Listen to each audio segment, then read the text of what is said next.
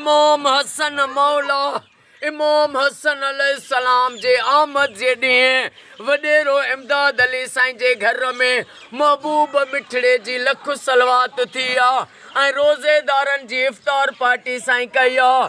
अॼोको वॾेरो इमदाद अली मेतलो साईं जो ख़ैर पंहिंजी बारगाह में उहुद उहुद जबल जेॾो लिखण क़बूल फरमा। रब तुंहिंजो वाइदो थियल आहे त मुंहिंजे महबूब ते सलवात पढ़ी दुआ घुरो क़बूल कंदो माव। अल्लाह तुंहिंजो वाइदो सचो सचे महबूब जो वास्तो थिए ऐं इमाम हसन हुसैन जो वास्तो थिए हिन घराणे खे क़यामत ताईं आबाद फरमा। साईं इमदाद अली वॾेरो साईं खे साईं जे सभिनी भाइरनि खे बचड़नि खे साईं जे पुटनि खे पढ़ाई में कामयाबी ॾे हिननि खे हर मुश्किलात खां पनाह ॾे नज़र बद खां पनाह ॾे हिननि जे रोज़ी रिज़्क में इज़त में बरकतूं अता फरमा।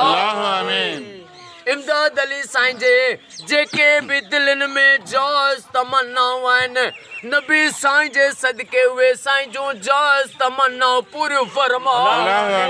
ओ मौला साईं जे रोज़गारनि में माल रिज़्क में गैबी ज़ाहिरी बरकतूं गंज गंज अता फरमा।